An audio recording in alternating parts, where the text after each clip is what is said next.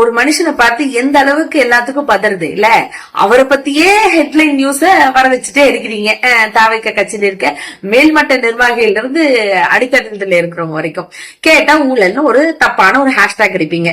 சரி, அதை ஏதாச்சும் இது வரைக்கும் கண்டுபிடிச்சிருக்கீங்களாயா அப்படின்னா ஒன்னும் கண்டுபிடிக்கல.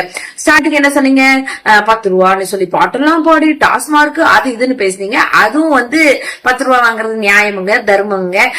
இப்ப டாஸ்மார்க் தூக்குனா என்னங்க நடக்கும், உடனே குடி கம்மி ஆயிருங்களா அப்படின்னு சொல்லி அமைச்சரை பேசி அதை நியாயப்படுத்திட்டீங்க. சோ அதுவும் ஃபிளாப் ஆயிடுச்சு. அடுத்தது மின்வாரியத்துறை, அதுல பெரிய ஊழலுங்க அப்படிங்க, இவருதான் காரணம், செந்தில் பாலாஜி தான் காரணம் அப்படி இப்படின்னு பயங்கரமா பேசுனீங்க.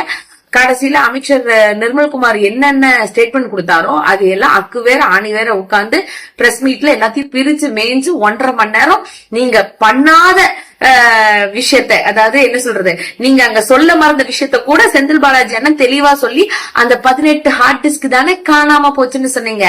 திருப்பி கிடைக்கும் போது 40 ஹார்ட் டிஸ்க் கிடைச்சதுன்னு சொல்லிருக்கீங்களே. பிரஸ்காரங்க எல்லாம் போய் அவங்க கிட்ட அந்த 18 ஹார்ட் டிஸ்க்கும் மின்வாரியத்துறை இதுனா மிச்சம் கிடைச்ச ஹார்ட் டிஸ்க் ஏதோ எந்த துறையோடதுன்னு கேளுங்கன்னு சொல்ற வரைக்கும் மிகப்பெரிய ஒரு கொட்டு வச்சு அமைச்சிட்டாரு. சோ அதனால அதுலயும் ஒண்ணும் பண்ண முடியல. அப்புறம் கரூர் சம்பவம், அத பத்தி பேசவே வேண்டியதில்லை. அது ஆல்ரெடி கேஸ் நிலுவையில இருக்கு. அது யாரு மேல கேஸ் இருக்கு என்ன ஏதுன்னு தமிழ்நாட்டு மக்களுக்கே தெரியும். சோ தொடர்ந்து ஒரு மனுஷனை எப்படியாச்சும் கார்னர் பண்ணும் அப்படின்னு நினைச்சா எந்த வகையிலயும் சிக்கல.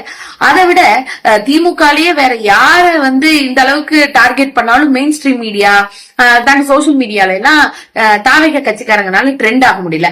அப்போ ட்ரெண்ட் ஆகிற அளவுக்கு ஒரு இமேஜ் உள்ள ஒரு ஆள் அப்படின்னு பார்த்தா அண்ணன் செந்தில் பாலாஜி அவர்கள் தான் அப்படின்னு தெரிஞ்சுட்டு அவரையே சுத்தி அடிக்கணும்னு ட்ரை பண்றீங்க. அதுவும் எப்படி கூதிரை பேரம். அண்ணன் செந்தில் பாலாஜி அவர்கள் பேசியிருக்காங்க. அது யார வச்சு, திருநாவுக்கரசு அப்படின்னு சொல்லி அண்ணாமலை அவர்களோட சப்போர்ட்டர். அண்ணாமலை அவர்களும் செந்தில் பாலாஜி அவர்களும் எந்த அளவுக்கு எளியும் புனையுமா இருந்தாங்கன்னு சொல்லி டோட்டல் தமிழ்நாட்டுக்கே தெரியும். அப்பேற்பட்ட அண்ணாமலை அவர்களோட ஆதரவாளரா இருந்த திருநாவுக்கரசு அவர்களோட முன்னிலையில நிறுத்தி செந்தில் பாலாஜி அண்ணனுடைய நண்பர்னு சொல்லக்கூடிய 2-3 பேர் அவர் கூட வீடியோல வந்தாங்க. அதுதான் உண்மை. அவரு கரூர்காரங்க அப்படின்னு பார்த்தா அண்ணன் கூட நிறைய பேரு தான் வராங்க போறாங்க, சொந்தக்காரங்கன்னு இருக்காங்க. இதுல நீங்க யாரோ 2 பேர்த்த டார்கெட் பண்ணி இவங்கள புடிச்சிட்டோம், அவங்கள ஜெயில போட்டோம், அப்படியே பயங்கர புலன் விசாரணை எல்லாம் நடந்துருச்சு, இவங்கதான் அமௌண்ட்டை மாத்தி விட்டாங்களா, 30 கோடியா 35 கோடியா.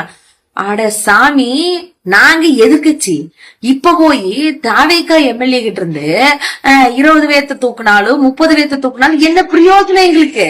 அது உங்களுக்கு புரியுதா புரியலையா? எங்க கிட்ட இப்ப 59 சீட்டு தான் இருக்கு. எங்க கிட்ட இருக்க கூட்டணி கட்சி எல்லாம் இன்னைக்கு தாவேக்கா கிட்ட வந்துருச்சு.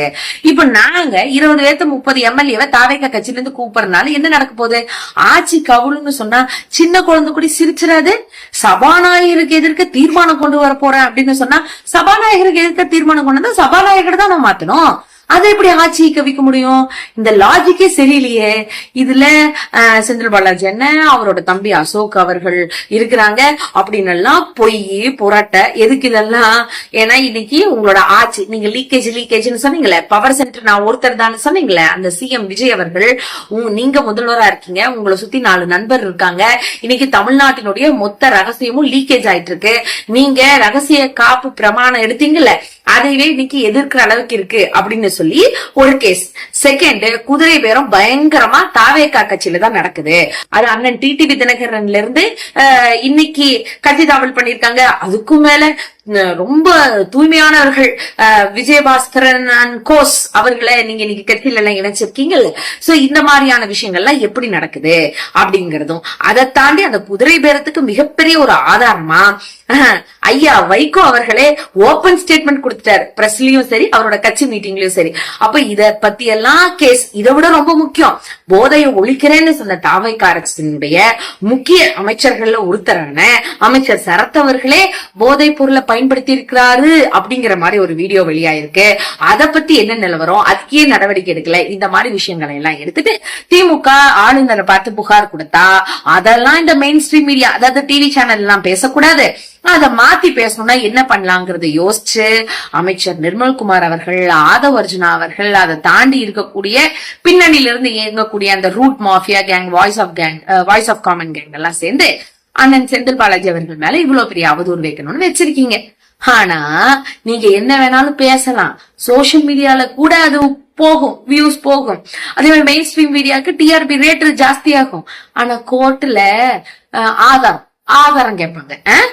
கொஞ்ச நாள்ல தமிழ்நாட்டு மக்கள் எப்படி சட்டப்பேரவையை ரொம்ப மும்மரமா பார்க்க ஆரம்பிச்சாங்களோ அந்த மாதிரி நீங்க சொல்லக்கூடிய அவதூறுகளையும் ரொம்ப தெளிவா பார்த்து அக்கு வேற ஆணி வேறன்னு பிரிச்சு இந்த தாவேக அரசு வந்ததுல இருந்து 50 நாள் ஆகி தமிழ்நாட்டு மக்களுக்கு ஒரு நல்லது செஞ்ச மாதிரி இல்ல. ஏன்னா விவசாய போராட்டம் நடந்துட்டு இருக்கு, தூய்மை பணியாளர் போராட்டம் நடந்துட்டு இருக்கு, இன்ன வரைக்கும் பெண்களுக்கு பாதுகாப்பு இல்லைன்னு ஒவ்வொரு இடத்துலயும் அவ்வளவு பெரிய மோசமான விஷயம் நடந்துட்டு இருக்கு. இன்னைக்கு கனிம வளத்தை பாதுகாக்க போறேன்னு சொன்ன இதே தாவேக அரசு தான் இன்னைக்கு கனிம வளத்தை எக்ஸ்டெண்ட் பண்ணி கொடுத்திருக்கு.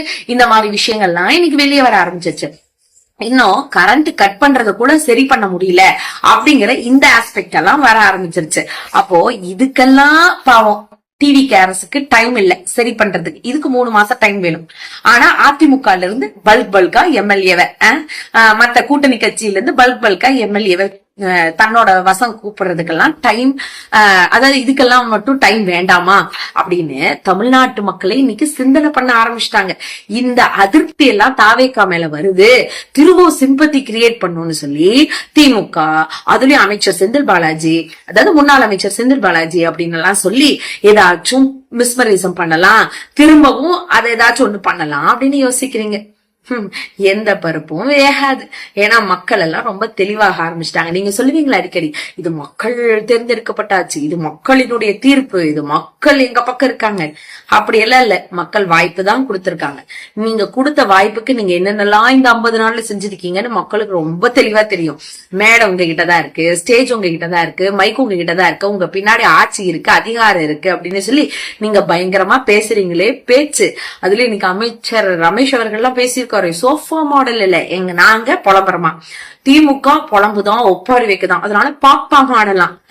யாரு பாப்பா, யாரோட சோஃபா, இது எல்லாமே தமிழ்நாட்டு மக்கள் கொஞ்சம் ரொம்ப சீக்கிரமாவே உங்களுக்கு உணர்த்துவாங்க. அதுக்குதான் உங்கனாலே, அதாவது வினை விதைத்தவன் வினை அறுப்பான்னு சொல்ற மாதிரி நீங்களே இடைத்தேர்தல வச்சிருக்கீங்களே, அதுல தெளிவா தெரிஞ்சிடும். அப்ப அதுல முடிவு பண்ணிக்கலாம் யாருக்கு இது அப்படின்னு. அப்புறம் அமைச்சர் நிர்மல்குமார் அவர்களே நீங்க சொன்னீங்க எங்க கட்சி தலைவரை பார்த்து அரசியல் விட்டு ஒதுங்கிடணுமா. யாரு? ஸ்டாலின் சார். ஸ்டாலின் சார் கொண்டு வந்த விடியல் பயணம் திட்டம் தான் உங்க ஆட்சியில இப்பவும் போயிட்டு இருக்கு. ஸ்டாலின் சார் கொண்டு வந்த தமிழ் புதல்வன் திட்டம் தான் உங்க ஆட்சியில போயிட்டு இருக்கு. ஸ்டாலின் சார் கொண்டு வந்த காலை உணவு திட்டம் தான் இன்னும் போயிட்டு இருக்கு. ஸ்டாலின் சார் கொண்டு வந்த உரிமை தொகை திட்டம் தான் இன்னும் போயிட்டு இருக்கு. ஸ்டாலின் சார் கொண்டு வந்த தமிழ் புதல்வன் திட்டம் தான் இன்னும் போயிட்டு இருக்கு. அப்ப இதெல்லாம் இந்த மாதிரியான கட்டமைப்பு, இந்த மாதிரியான திட்டங்களுக்கு ஸ்டாலின் சார் வேணும். ஆனா உங்களை எதிர்த்து கேள்வி கேட்கறதுக்கு ஸ்டாலின் சார் வேண்டாம் இல்ல. அதை நீங்க டிசைட் பண்ண வேணாம், தமிழ்நாட்டு மக்கள் டிசைட் பண்ணிக்குவாங்க. இந்த பொய் புரட்டை இதெல்லாம் தூக்கி போட்டுட்டு முடிஞ்சா மக்களுக்கு ஒரு நல்ல ஆட்சியை கொடுங்க பாப்போம். ஆனா அண்ணன் செந்தில் பாலாஜி அவர்களை எப்படியெல்லாம் கார்னர் பண்ணுமோ கார்னர் பண்றீங்க. ஆனா ஜூலை 10 விஜய் அவர்கள் கரூருக்கு போய், அது 9 மாசம் கழிச்சு, போன வருஷம் இறந்ததுக்கு இந்த வருஷம் தான் நல்லா விசாரிக்க போறாரு. அப்போ அப்பேற்பட்ட இடத்துக்கு நீங்க போறீங்க அப்படிங்கும் போது அங்க செந்தில் பாலாஜி அண்ணன் இருக்க கூடாதுன்னு நீங்க நினைக்கிறீங்க.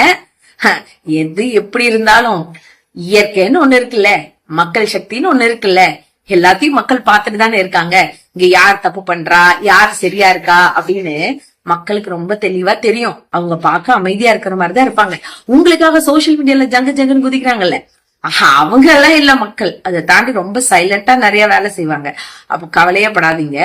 இந்த டைம் இந்த அமைதி யாருக்கான பாதகம் அப்படிங்கிறது கூடி விரைவில் தெரியும். அதனால அவதூறுகளை தூக்கி போட்டுட்டு கொஞ்ச நாச்சு மக்களுக்கு நல்லது செய்யலாம்.